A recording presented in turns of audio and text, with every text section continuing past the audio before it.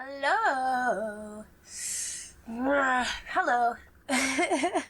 How is it? How goes the afternoon, y'all?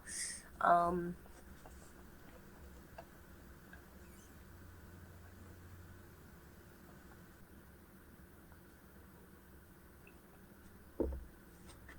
it should be a short reading today. I mean, shorter than yesterday, because yesterday was a few too many chapters for me in one go. Not really, not really. It was honestly just the names that had me feeling overwhelmed. The names of towns and cities and villages that bordered those towns and cities. Village tribes and all of the names. But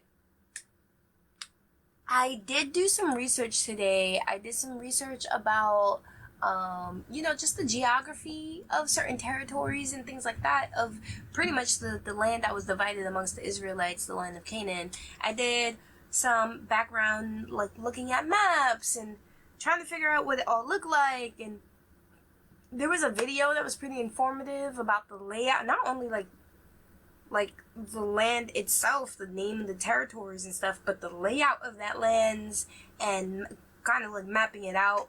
I put that video in a post on the page, so go ahead, go check it out, because if you want to kind of ground all of yesterday's reading, pretty much Joseph 13 through 21, in some kind of like visual form, or some kind of like audio visual, like have those two things linked together, that's a pretty good video to help you do it. I do want to look into more videos about how all of everything is laid out, separated, stuff like more biblical geography, so to speak. And it's not necessarily like biblical geography, but like geography of that area in that time period specifically. That's what I mainly care about, because it goes through a lot of transformations. And then I would love to see what those places are now, today. A lot of those territories still exist. They're just like well, obviously the territory still exists, but the area's just been renamed. And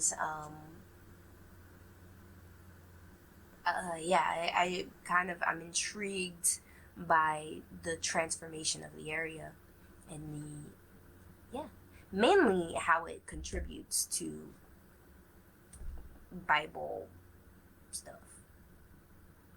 I got words. Bible text. Sure. We're gonna read more Joshua today. It's Joshua 22 through 24, and then we go into Psalm 69. There was no devotional video, so no devotional video has been added. I kind of like, in the beginning of this journey, I had more like daily insight videos and things like that.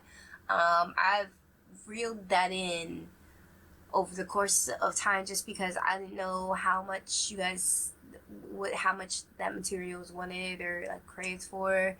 But like for stuff like this, when it's specific about how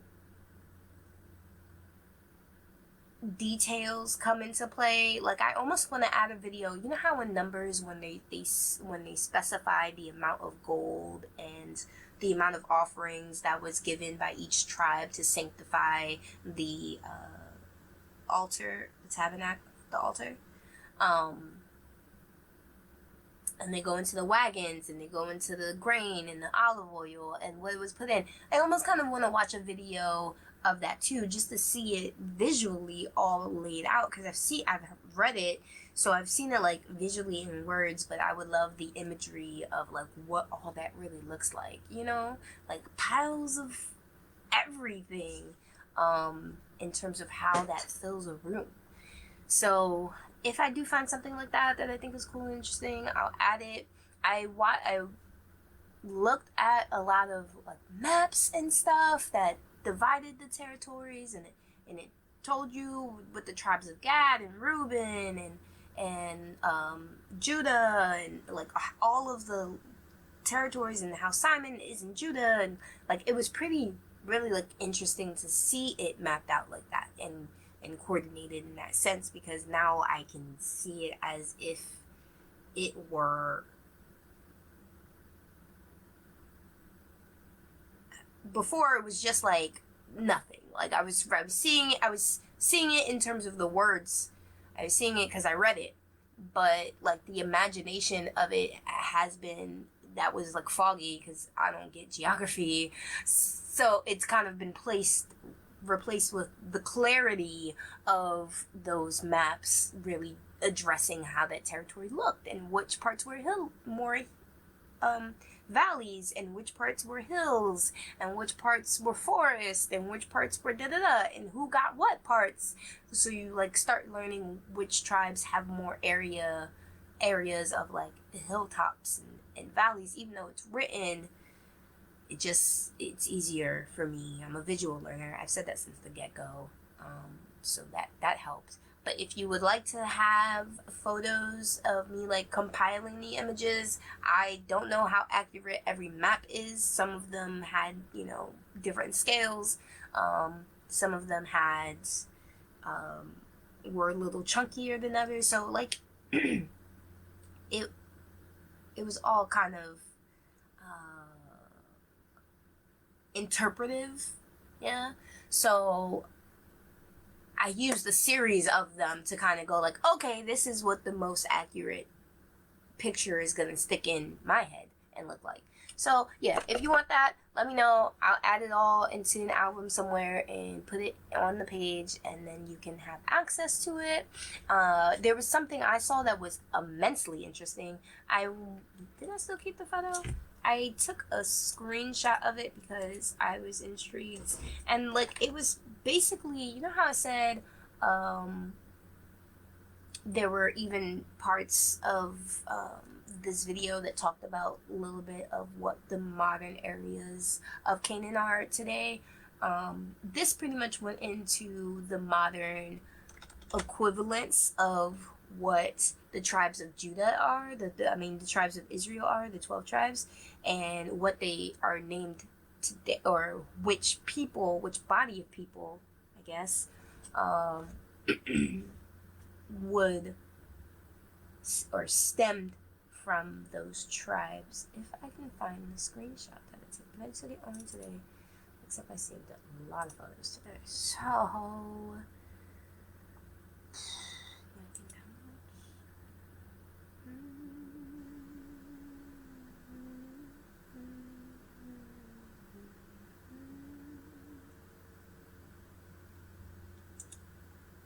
yes.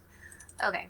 So it's the 12 tribes of Israel. Where are they now? And it essentially says that, like, now I have no idea how accurate this is. I'm gonna read through it because I was very intrigued. And I would like to see, like, if that continues to stem, like, if that unfolds into how it is. So I feel a little guilty, like, passing this on as if it's, like, misinformation. This is unverified information, okay? Unverified information coming through, okay? Like, don't hold me to this. I don't know. It's just the route that led me into, like, I'm gonna have to do more research and figure it out. But according to this, it's 12 tribes of of Israel. Judah is the American blacks. Benjamin is the West Indian blacks. Levi are the Haitians. Ephraim are Puerto Ricans. Manasseh are Cubans. Simon are Dominicans. Zebulun was Guatemala to Panama, so the Mayans, right? And then Gad were Native Americans. Reuben were Seminole Indians. Asher was Colombia to Uruguay, so the Incas.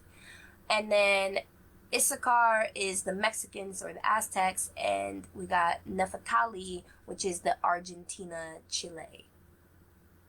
So we don't, like, I would love to see further how, like maybe in the book of Revelation somewhere, or like further down the road, there is a bit of mapping, continual mapping of what these tribes like turn into or who they become, and and how that develops, because it'd be nice to really tie yourself into that kind of ancestral fold, you know? So that is that. I'm gonna close that. Again, it's unverified information, so do not hold me to it, and take it with a grain of salt. Now, we're gonna hop into the Bible reading for today and go straight into, why aren't you open to where I was? I did not miss that day. You just didn't check off all of the things. Okay. My plans. Joshua 22.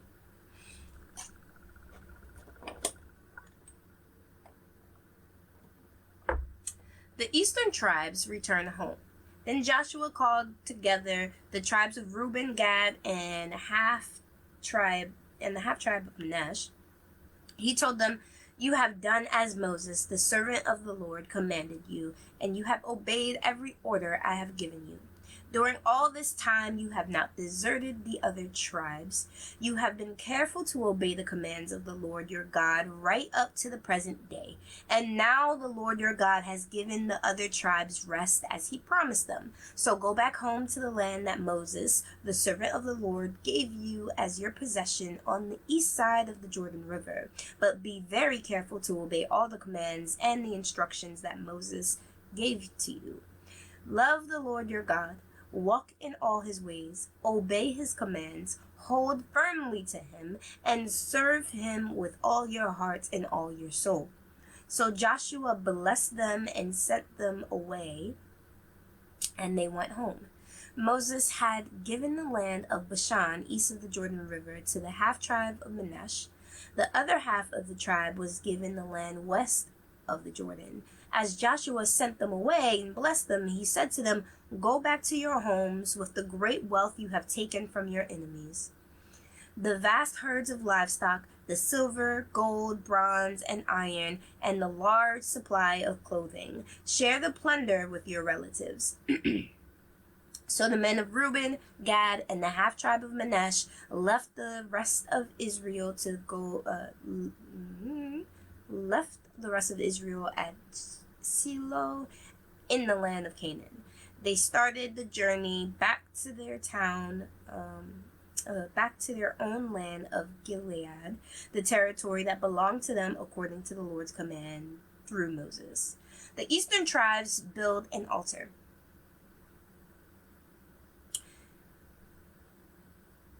Okay.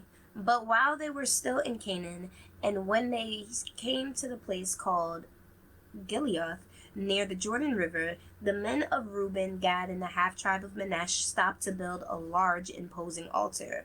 The rest of Israel heard that the people of Reuben, Gad, and the half-tribe of Manasseh had built an altar at Gilead, at the edge of the land of Canaan, on the west side of the Jordan River. So the whole community of Israel gathered at Shiloh and prepared to go to war against them.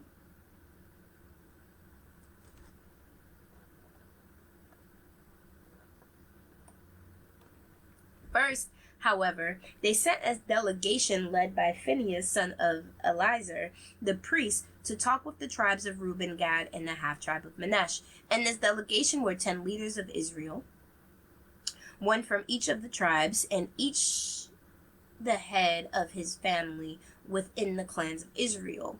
When they arrived in the land of Gilead, they said to the tribes of Reuben, Gad, and the half-tribe of Manasseh, "The whole community of the Lord demands to know why you are betraying the God of Israel. How could you turn away from the Lord and build an altar for yourselves in rebellion against him? Was our sin in Peor not enough? To this day, we are not fully cleansed of it, even after the plague that struck the entire community of the Lord. And yet today you are turning away from following the Lord. If you rebel against the Lord today, he will be angry with all of us tomorrow. If you need the altar because the land you possess is defiled, then join us in the Lord's land. where the tabernacle of the Lord is situated, and share our land with us. But do not rebel against the Lord or against us by building an altar other than the one true altar of the Lord our God. Didn't divine anger fall on the entire community of Israel when Achan, a member of the clan of Zerah, sinned by stealing the things that set apart for the Lord? He was not the only one who died because of his sin. Then the people of Reuben, Gad, and the half-tribe of Manasseh answered the heads of the clans of Israel, "The Lord, the Mighty One, is God. The Lord, the Mighty One, is God, who knows the truth, and He knows the truth, and may Israel know it too. We have not built an altar in treacherous rebellion against the Lord. If we have done so, do not spare our lives this day. If we have built an altar for ourselves to turn away from the Lord, or to offer burnt offerings or grain offerings or peace offerings, may the Lord himself punish us. The truth is, we have built this altar because we fear that in the future your descendants will say to ours, 'What right do you have to worship the Lord, our God of Israel?'" The Lord, the God of Israel. Right. "The Lord has placed the Jordan River as a barrier between our people and you people." Reuben, Gad, and Manasseh, the half-tribe anyway, asked for that land. So when they're like, "The Lord has placed the Jordan River as a barrier between our people and you people of Reuben and Gad, you have no claim to the Lord," right? This is what if the people say that. "So your descendants may prevent our descendants from worshiping the Lord. So we decided to build the altar, not for burnt offerings or sacrifices, but as a memorial. It will remind our descendants and your descendants that we remind our descendants and your descendants that we too have a right to worship the Lord at his sanctuary with our burnt offerings, sacrifices, and peace offerings. Then your descendants will not be able to say to ours, 'You have no claim to the Lord.' If they say this, our descendants may reply, 'Look at this copy of the Lord's altar that our ancestors made. It is not for burnt offerings or sacrifice. Is a reminder of the relationship both of us have with the Lord. Far be it for us to rebel against the Lord or turn away from him by building our own altar for burnt offerings, grain offerings, or sacrifices. Only the altar of the Lord our God that stands in front of the tabernacle may be used for that purpose." When Phinehas, the priest, and the leaders of the community, the heads of the clans of Israel, heard this from the tribes of Reuben, Gad, and the half-tribe of Manasseh, they were satisfied. Phinehas, son of Eleazar, the priest, replied to them, "Today we know the Lord is among us, because you have not committed this treachery against the Lord as we thought. Instead, you have rescued Israel from being destroyed by the hand of the Lord." Then Phinehas, son of Eleazar the priest, and the other leaders left the tribes of Reuben and Gad in Gilead and returned to the land of Canaan to tell the Israelites what had happened. And all the Israelites were satisfied and praised God and spoke no more of war against Reuben and Gad. The people of Reuben and Gad named the altar Witness, for they said, "It is a witness between us and them that the Lord is our God too."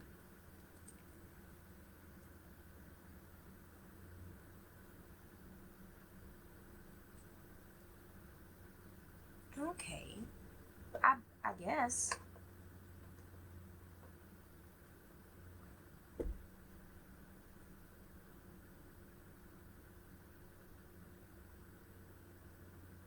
Joshua's final words to Israel. The years passed, and the Lord had given the people of Israel rest from all their enemies. Joshua, who was very old, called together all the elders, leaders, judges, and officers of Israel.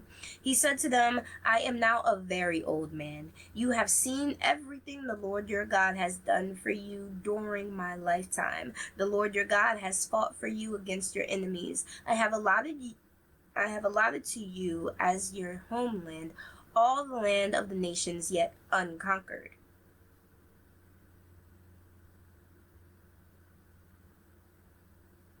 Oh, Joshua's about to. Oh, okay.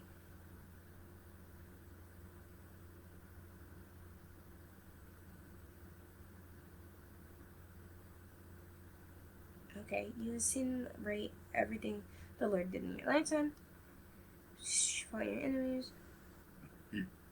I have allotted to you as your homeland all the land of the nations yet unconquered, as well as the land of those we have already conquered from the Jordan River to the Mediterranean Sea in the west.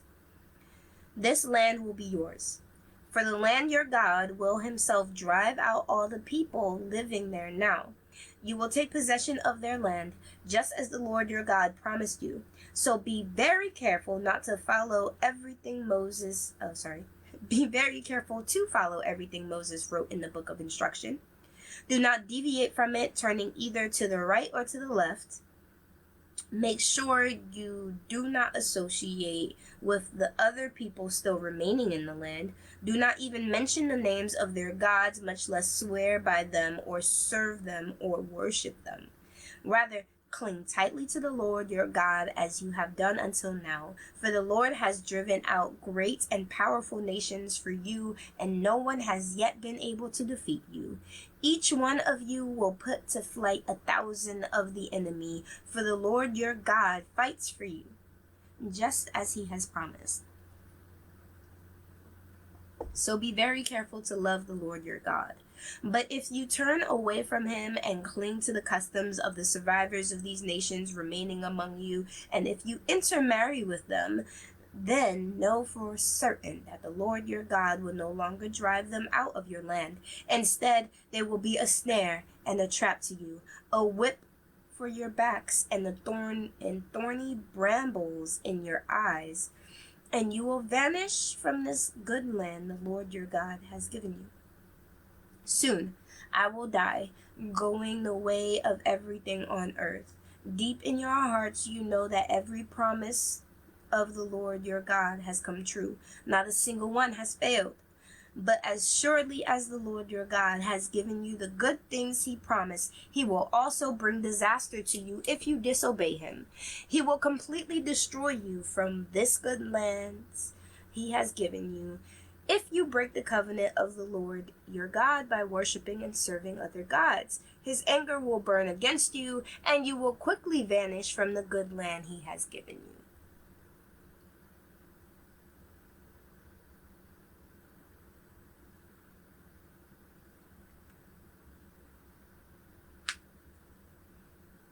I like that a lot of chapters are just reminders to Israel. Like, please follow him. Please don't forget. He's given you everything. He's given you his promises. You've seen his miraculous signs. You've seen his great wonders. Now follow him. Listen to the book of instructions. Do as you've been commanded, and you will prosper. But forget, disobey, and you will be wiped from this land.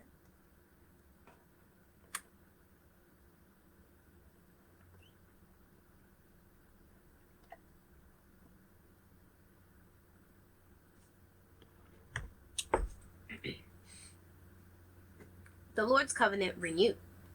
Then Joshua summoned all the tribes of Israel to Shemech, including their elders, leaders, judges, and officers. So they came and presented themselves to God. Joshua said to the people, "This is what the Lord, the God of Israel, says. Long ago, your ancestors, including Terah, the father of Abraham and Nahor, lived beyond the Euphrates River, and they worshipped other gods. But I took your ancestor Abraham from the land beyond the Euphrates and led him into the land of Canaan. I gave him many descendants through his son Isaac. To Isaac I gave Jacob and Esau. To Esau I gave the mountains of Seir, while Jacob and his children went down into Egypt. Then I sent Moses and Aaron, and I brought terrible plagues on Egypt, and afterward I brought you out as free people. But when your ancestors arrived at the Red Sea, the Egyptians chased after you with chariots and charioteers. When your ancestors cried out to the Lord, I put darkness between you and the Egyptians. I brought the sea crashing down on the Egyptians, drowning them. With your very own eyes you saw what I did. Then you lived in the wilderness for many years. Finally, I brought you into the land of the Amorites on the east side of the Jordan. They fought against you, but I destroyed them before you. I gave you victory over them, and you took possession of their land. Then Balak, son of Zippor, king of Moab, started a war against Israel. He summoned Balaam, son of Beor, to curse you, but I would not listen to him. Instead, I made Balaam bless you, so I rescued you from Balak. When you crossed the Jordan River and came to Jericho, the men of Jericho fought against you, as did the Amorites and the Perizzites and the Canaanites, the Hivites, the Gershites, and the Hivites and the Jebusites. But I gave you victory over them, and I sent terror ahead of you to drive out the two kings of the Amorites. It was not your swords or bows that brought you victory. I gave you lands you had not worked on, and I gave you towns you did not build, the towns where you are now living. I gave you vineyards and olive groves for food, though you did not plant them. So fear the Lord and serve him wholeheartedly. Put away forever the idols your ancestors worshipped when they lived beyond the Euphrates River and in Egypt. Serve the Lord alone. But if you refuse to serve the Lord, then choose today whom you will serve. Would you prefer the gods of your ancestors served beyond the Euphrates, or will it be the gods of the Amorites in whose lands you now live? But as for me and my family, we will serve the Lord. The people replied, we will never abandon the Lord and serve other gods. For the Lord, our God, is the one who rescued us and our ancestors from slavery in the land of Egypt. He performed mighty miracles before our very eyes. As we traveled through the wilderness among our enemies, he preserved us. It was the Lord who drove out the Amorites and other nations living here in the land. So we too will serve the Lord, for he alone is our God.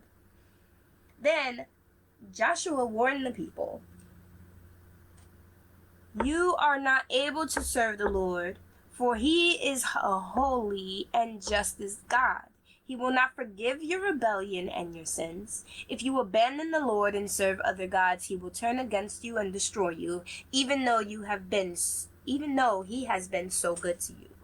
But the people answered Joshua, no, we will serve the Lord.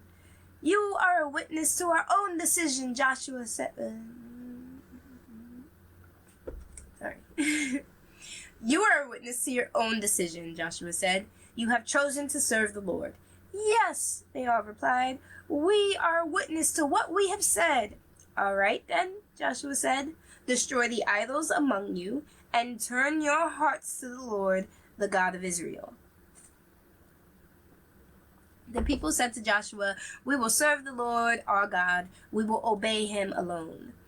So Joshua made a covenant with the people that day at Shemet, committing them to follow the decrees and regulations of the Lord. Joshua recorded these things in the book of God's instructions as a reminder of their agreements. He took a huge stone and rolled it beneath the terebinth tree beside the tabernacle of the Lord. Joshua said to all the people, this stone has heard everything the Lord said to us. It will be a witness to testify against you if you go back on your word to God. Then Joshua sent all the people away to their homelands. Leaders buried in the promised land. After this, Joshua, son of Nun, the servant of the Lord, died at age 110. They buried him in the land he had been allotted at Timnath Serah in the hill country of Ephraim, north of Mount Gash. The people of Israel served the Lord throughout the lifetime of Joshua and the elders who outlived him, those who had personally experienced all the Lord had done for Israel. The bones of Joseph, which the Israelites had brought along with them when they left Egypt, were buried at Shechem in the plot of land Jacob had bought from the sons of Hamor for 100 pieces of silver. This land was located in a territory allotted to the descendants of Joseph. Eleazar, son of Aaron, also died. He was buried in the hill country of Ephraim, in the town of Geba, which had been given to his son Phinehas. Okay. For the choir director, a psalm of David, to be sung to the tune of lilies. Save me, O God, for the flood waters are up to my neck. Deeper and deeper I sink into the mire. Deeper and deeper I sink into the mire. I can't find a foothold. I am in deep water. The floods overwhelm me. I am exhausted from crying for help. My throat is parched. My eyes are swollen with weeping, waiting for my God to help me. Those who hate me without cause outnumber the hairs on my head. Many enemies try to destroy me with lies, demanding that I give back what I didn't steal. Oh God, you know how foolish I am. My sins cannot be hidden from you. Don't let those who trust in you be ashamed because of me. O sovereign Lord of heaven's armies, don't let me cause them to be humiliated. O God of Israel, for I endured insults for your sake. Humiliation is written over my face. Even my own brothers pretend they don't know me. They treat me like a stranger. Passion for your house has consumed me, and the insults of those who insult you have fallen on me. When I weep and fast, they scoff at me. When I dress in burlap to show sorrow, they make fun of me. I am their favorite topic of town gossip, and all the drunks sing about me. But I keep praying to you, Lord, hoping this time you will show me favor. In your unfailing love, O God, answer my prayer with your sure salvation. Rescue me from the mud. Don't let me sink any deeper. Save me from those who hate me and pull me from these deep waters. Don't let the floods overwhelm me, or the deep waters swallow me, or the pits of death devour me. Answer my prayers, O Lord, for your unfailing love is wonderful. Take care of me, for your mercy is so plentiful. Don't hide from your servants. Answer me quickly, for I am in deep trouble. Come and redeem me. Free me from my enemies. You know of my shame, scorn, and disgrace. You see all that my enemies are doing. Their insults have broken my heart, and I am in deep despair. If only one person would show some pity. If only one would turn and comfort me. But instead they give me poison for food. They offer me sour wine for my thirst. Let the bountiful table set before them become a snare, their prosperity become a trap. Let their eyes go blind so they cannot see, and make their bodies shake continually. Pour out your fury on them, consume them with your burning anger. Let their homes become desolate, and their tents be deserted. To the one you have punished, they add insult to injury. They add to the pain of those you have hurt. Pile their sins up high and don't let them go free. Erase their names from the book of life. Don't let them be counted among the righteous. I am suffering and in pain. Rescue me, O God, by your saving power. Then I will praise God's name with singing, and I will honor him with thanksgiving. For this will please the Lord more than sacrificing cattle, more than presenting a bull with its horns and hoofs. The humble will see their God at work and be glad. Let all who seek God's help be encouraged, for the Lord hears the cries of the needy. He does not despise his imprisoned people.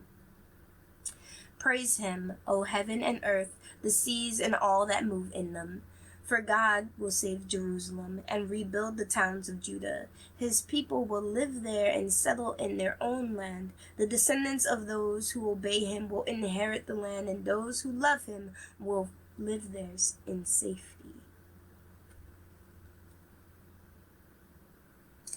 And that is today. That is day 69, y'all. Oh, we are making progress. Tomorrow, I'm not sure. I feel like this was the end of Joshua, with his passing and all. So let me just go take a quick peek and see